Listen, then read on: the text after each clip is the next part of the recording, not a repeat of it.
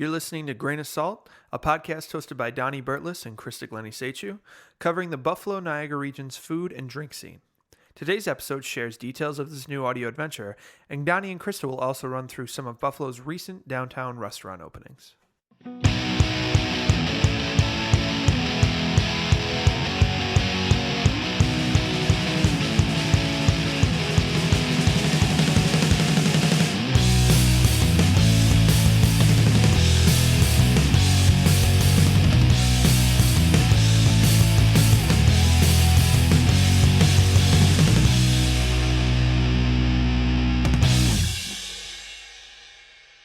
Christa, we are talking right now in a much different setting than last time we did this. It's true, though I do miss the basement. Yeah, the basement had it has a je ne sais quoi. it had a very distinct vibe, but it was also one of those things where so either somebody was super game to talk in our basement, or we're really sketched out, very cautious. Janice Oken in your basement. That's all I'm gonna say. Oh no, that was a kitchen podcast. Oh, I dare not make her walk down those steps. Yeah, that was a safety concern. I do miss the Jeff Buckley poster, though. Yeah. Maybe we can hang that up in here. Do you think Harry would mind? Oh, maybe we could design. Oh, that would be great. Okay, so let's talk about where we are right now. Yeah, so right now we're actually in Larkinville. We're up above Hydraulic Hearth. Yes, and the fine Zemsky family have decided to, I believe also along with Seamus Galvin of the Good Neighborhood, have decided to kind of put their toe in the pool of podcasting. Dip their podcast pool. And try to see if... So I'll just give people a brief history. Long time ago, we tried to do a thing called Audio Buffalo with a bunch of other people. It was a lot of podcasts. Buffalo.com was funding this or heading this. And it was fun, and then it crashed and burned very quickly. It's hard to make a lot of different pieces come together. Yeah. Mm-hmm. Especially social media, internet pieces. Exactly. Really and so this time around, there's a lot of the same faces. I know Buffalo Blog is also participating in this. Yay. Yeah. And so we're going to try to do another podcast network, and we're going to try to get a lot of people in the area who either already have blogs or websites or are known writers or critics, and they want to do podcasts, and we're going to try to do another network, and it's kind of going to be based out of the Hydraulic Hearth. Right, where they've provided us with space and some equipment and hopefully some booze. Some great talent. To power us through the podcast pool. Oh God, I cannot wait to drink as much Community Beer Works as possible. Yes. and so when this all happened, they kind of reached out to me because of the podcast I did for 2 years, Eat It Up. Mm-hmm. We did 103 episodes of that, which was ridiculous. And you were a guest on 4 of those episodes. I think so. Yeah. And when they wanted to bring it back, that episode was me talking to people and trying to get their story. That's what it was all about. Yeah, it was introducing a subject to our listener base, and usually it was somebody doing something in that moment very specific or new and exciting, and wanting to expose them to as many people as possible and to get why they should be excited for this person. Yes. Well, and you've provided a fantastic historical reference for all time. Thank you. For Buffalo's restaurant scene, something that I wish that I had access to from restaurateurs 20 years ago. Yeah. I would love to be able to go to one place and find all that information. And it's really a valuable tool when people first move here or young kids are coming up. I'm telling you, Dee, it's it really is a wonderful gift that you've given to us. Thank you. Thank you. When I was talking to people Mike Andrzejewski and getting their his history on tape. Yep. So there's 50 minutes of him talking about how he got in, and he's arguably the most important chef in the area. Yes. I mean, one of the most figures in the influential restaurant industry. Yep. And so that was, I guess, what my idea eventually became, was to try to get as many of these stories and things like that. And so we took a break this year because it was exhausting. And you had a lot of stuff change in your personal life. Yes, yeah. Me and Allie were very busy. And so I knew eventually I would come back to podcasting. I didn't know how, and when this thing came to us through the Hydraulic Hearth, it seemed right. But I knew I couldn't do it alone again, and I knew I didn't want it to be the same type of thing. And so I believe we were both kind of talking at the same time, maybe, to Seamus and the Zemsky family. Yeah, I actually think Harry was trying to get me to talk you into doing the Buffalo Eats podcast again. And I was like, I think he'll do it. The problem is it's a huge workload on top of the fact that, like every other Buffalonian, Donnie has a full-time job that he gets paid for and a full-time job that he doesn't get paid for. Yes. And so this is almost like a part-time job, and it's too much. It's too much work. Yeah. So we need to find a way to make, if you want Donnie to do this or you want a food podcast, we have to figure out a way to do this that makes it a reasonable lift for busy Donnie Burtless and Buffalo Eats. And that is why you're here, Christa. I'm carrying some weight for you, baby. So our idea, first of all, Eat It Up had a wonderful 2-year run. We are going to retire, as people who are listening to this see the title of this episode. We are retiring Eat It Up. Yes. And we are now the Grain of Salt podcast. Correct? Yes. Just grain of salt. No. Yes. No. Yes. Yes. Grain of salt. And it's going to be a different type of podcast, but it's also going to be similar to, or familiar to people who might have listened to, God help you, 103 episodes of me talking to people. I've listened to all 103 episodes and some of them multiple times. God bless you. And so we're going to kind of split the duties here, me and Christa, where we're each going to be hosts for different episodes, and those episodes will have a different vibe and maybe purpose. Yeah, we're both going to do what we do, which is different, and in some people might see us as having same roles in the community, but we really don't. We both approach what we do from a really different place. I agree with that. Yeah, I agree. So it'll be fun because we'll both bring something different, and more people will like you as usual. But we'll do our best. That is a lie. You are lying right now. But so I think my style for the episodes that I host will still be that interview style where it's a background story. It's talking about what drives somebody. It talks about what they're doing right now and why they're passionate about it. It'll be very much a profile of somebody. And what I think is really exciting about what you're going to be doing is more topic-based conversations. Right. So we'll see lots of people who have been on previous Eats podcasts and on Grain of Salt podcasts. Yes. Coming together. Some of them repetitively, some of them, maybe only once or twice or whatever, to talk about a specific subject. Yes.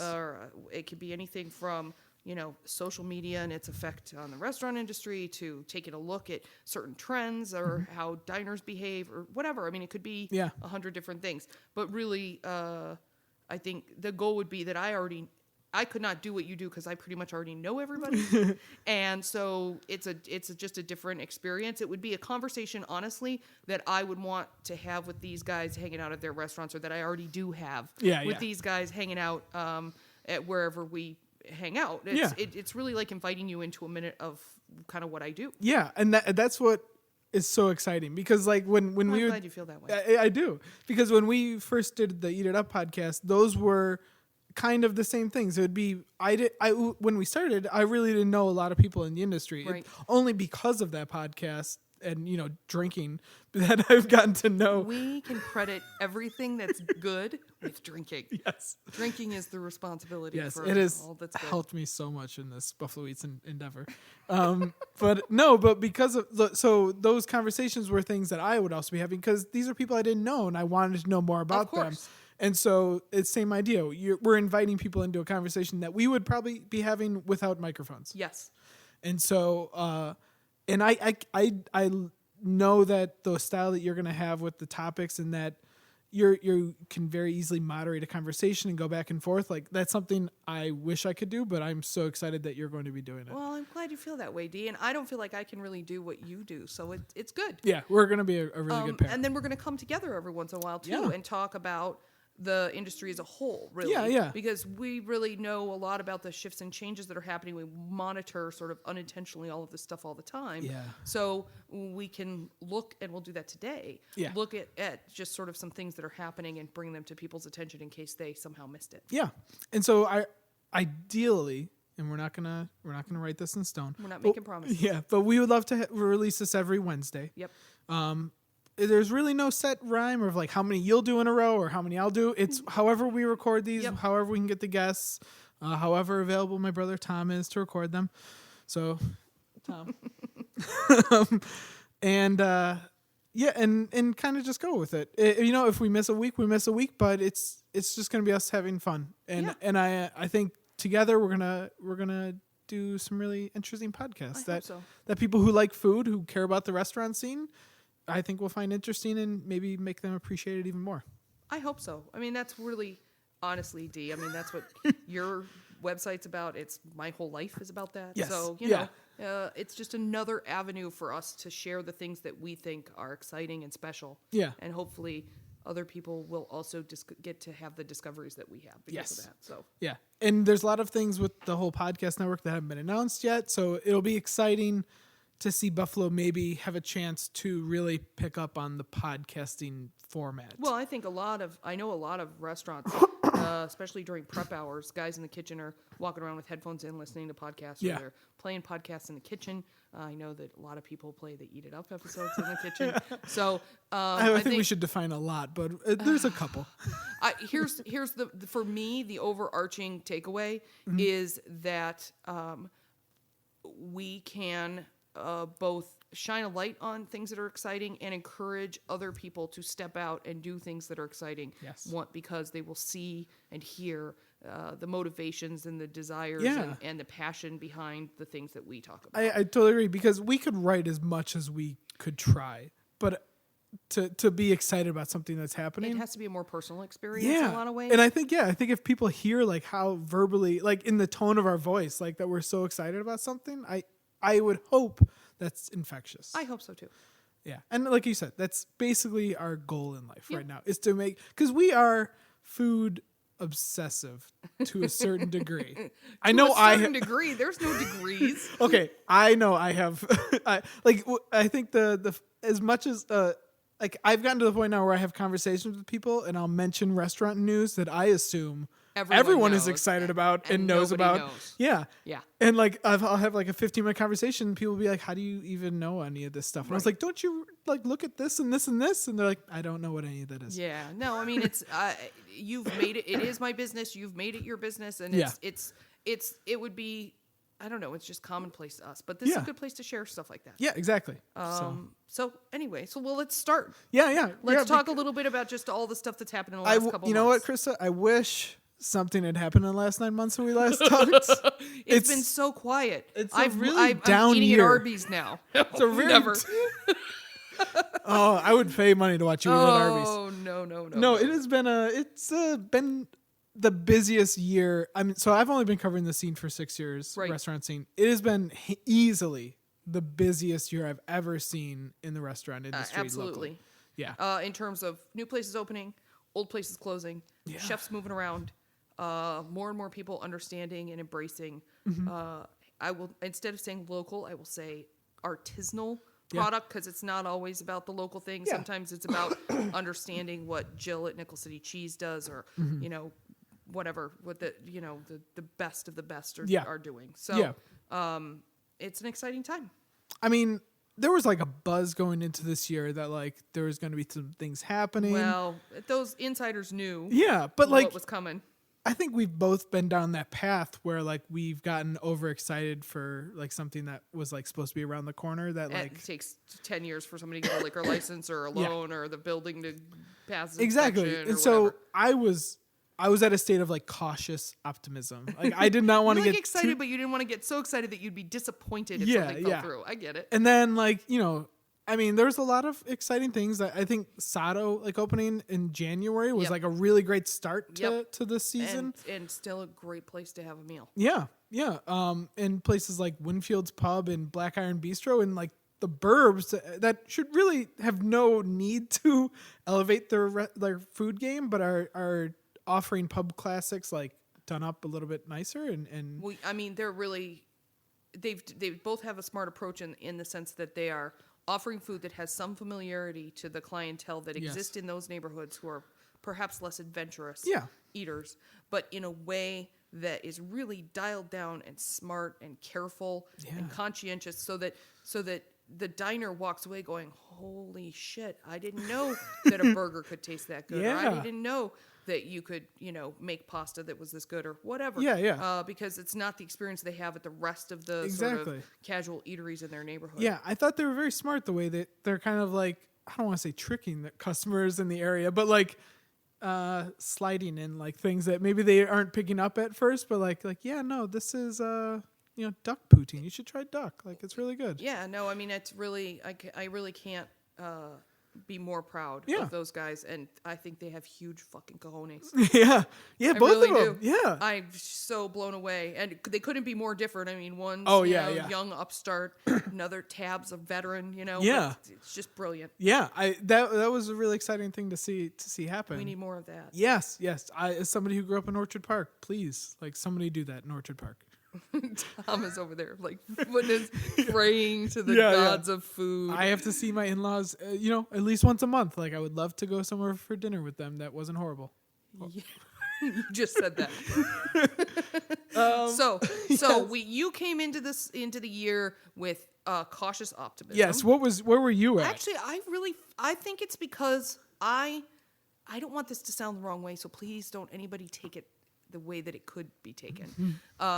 I know about this stuff so long before it happens, and much of it I can't really talk about, that when stuff goes public, I'm already like not over it because it hasn't opened yet. Yeah. I take it in stride. Yeah. So I don't really get excited about something until I've eaten a meal that makes me excited. That's a good approach. Until I've seen a restaurant that has made the very rare choice of actually paying attention to service, wine list, beer list, cocktails, menu, sourcing, and how about design and feel of the restaurant, right? So like I need all of those things to kind of click for me to be really elated about something. Yeah. I'm okay if a place only does a couple of those really well, and I'm okay with talking about what they do really well.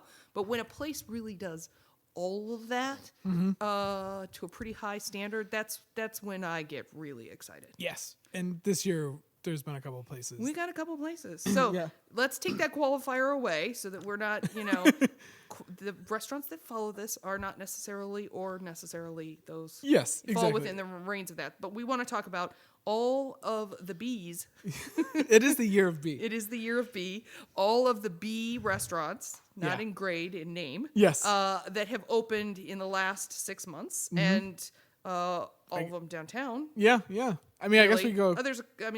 There's others, but yeah. Let's just talk about that for right now. All right, let's go chronologically. Buffalo I'm glad you can do that off the top of your head. Buffalo proper was the first. Were they really? Yeah, I guess they were. Yeah. That was so Buffalo proper obviously is owned or partly owned, and the bar is run by John Carroll, right? Formerly of Vera and Revelry fame in Rochester. And the kitchen is run by Ed Forrester. Yes. Who is known for, I believe, the first chef at Mike A's at the Lafayette, which is now Bourbon and Butter, but we're gonna get there. To earn 10 stars from the news. I think last year in our year-end podcast, we talked about that we were dying to eat Ed's food on a regular basis in a restaurant. No, and I love Ed's food because when you eat it, not only does it play with your heart and all of your senses, but it also is so healthful, which I hate to use that word because people think it means it won't taste good. Yeah. But it's so healthful that you actually feel better after you've eaten a meal. That's hard to find. Yeah, it is. It is. And so when I heard about that duo, that was one of those where I was not cautiously optimistic. I was very, very optimistic. I was like, I couldn't tell anyone, but I wanted to tell everyone. Everybody. I wanted to wear a t-shirt. Yeah. John and Ed are opening a restaurant. And not only, I mean, we'll get into it, but I mean, the drinks are fantastic. The place probably has the best atmosphere. Well, again, that goes to that line of really understanding every level. Yes. And I'm not saying they hit it on all the marks all the time 100%. I wouldn't say that about really anywhere. But they really get that the experience is visual. It's an experience where all of your senses need to be attended to. And so there aren't a lot of notes that haven't been thought of and paid attention to. Yeah, and it was as far as design goes, I remember last year my big thing was like I would love to see restaurants more focus on the design of the restaurant and how it looks and feels.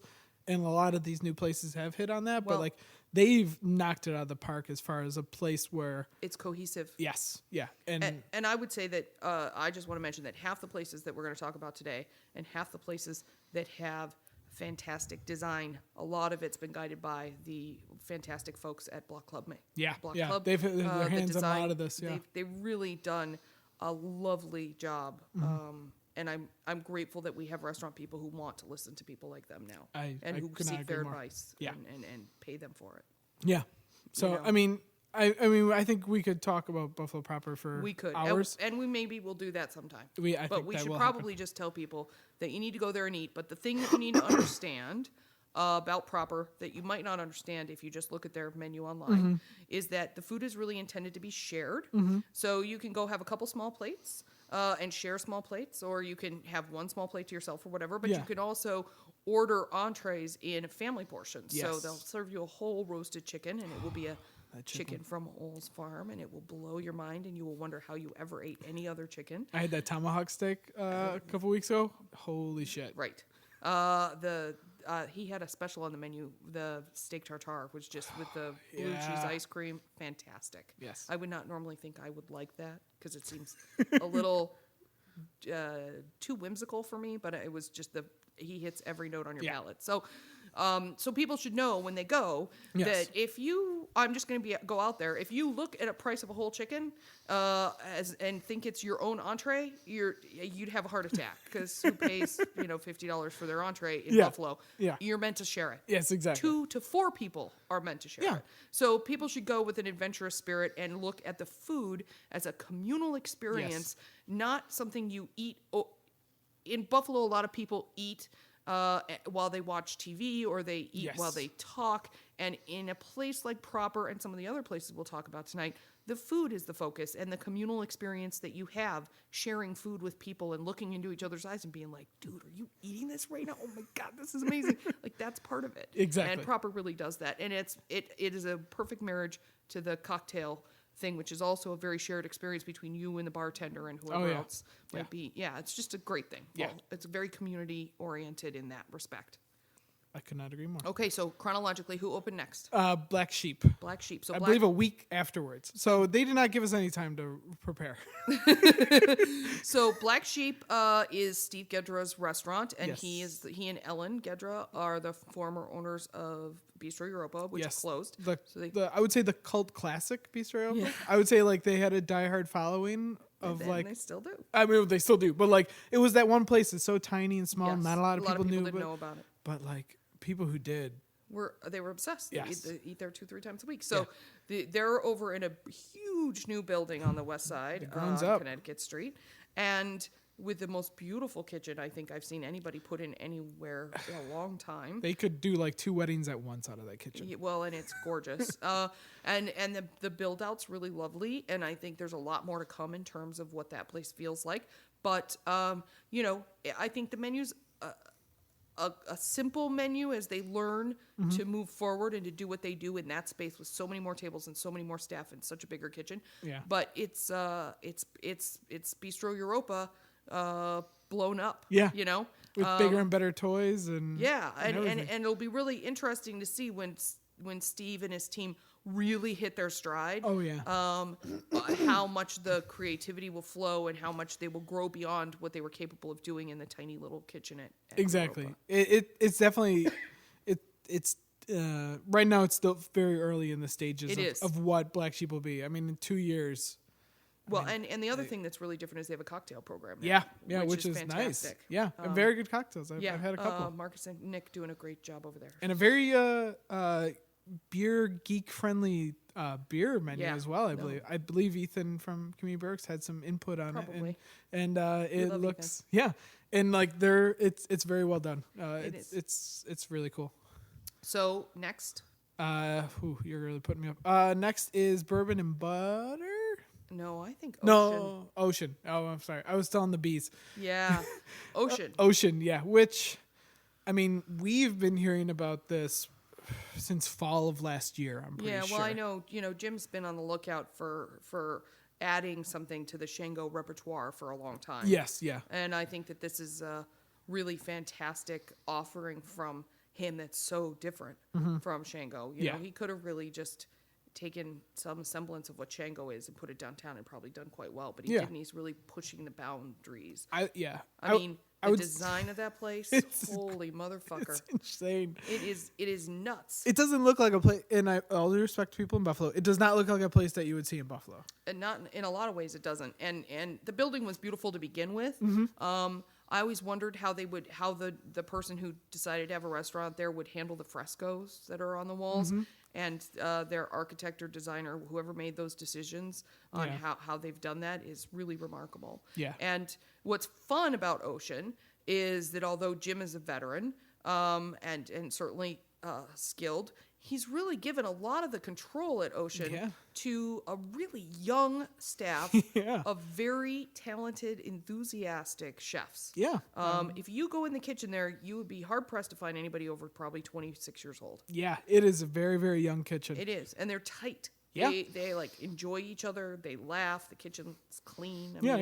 And they're putting out some really interesting stuff. There's some classic offerings on the menu that certainly wouldn't, make your grandmother be scared to eat there. But there's the crudos and ceviche are really lovely. And of course, they have a huge raw bar. Yeah, it was one of those things where when me and Allie went for our first meal, to date, the only meal we've had there. But when Chef Brett, his sous chef, I don't know his last name for the life of me, unfortunately. But when he came out, like, he said something. I was like, he must have saw my face. And I was like, wow, like, how long have you been, like, cooking? He's like, yeah, I know, I'm very young. I'm 22. And like, he must have, like, recognized that I was, like, shocked. Holy shit, like, this is a very young kid. Yeah, and the older you get, Donnie, 22 looks younger and younger. Just be prepared. I'm warning you now. I can't tell 22-year-olds from high school kids. Yeah, I can't. Apparently I can't either. Yeah, apparently. And so when he came over, and also we had seen somewhat of the menu, but the menu doesn't really describe the techniques and plating and things like that. No, it's the typical ambiguous menu, which Yeah. is the chef's favorite. Yeah. I don't know that diners always respond well to that, but it's certainly the way things go. It's the trend right now for good dining is to have a somewhat ambiguous menu that really talks more about ingredients without a lot of verbs or adjectives or qualifiers. Exactly, So you have to trust the chef, and that's what we want to see. That's what we do. Yeah. When we go out to a place, we're like, what does chef want to feed me? Exactly. And we'd like to see more people eat that way. So it's and a good thing. I also say this is probably the most ambitious of any of the restaurants that have opened this year. In terms of the size or the menu? In terms of the sheer size and undertaking size. of the whole adventure. Yeah. I mean, this is a restaurant that can seat 120 people probably. Yeah. And it's gigantic. It's a very ambitious. Like and I'm excited to see somebody take that big of a risk, I guess. It's really, you're really banking on that downtown Buffalo is going to be a place where people want to hang out. In a town that either has churn and burn mammoth restaurants. Yeah. Or little teeny chefy owned joints.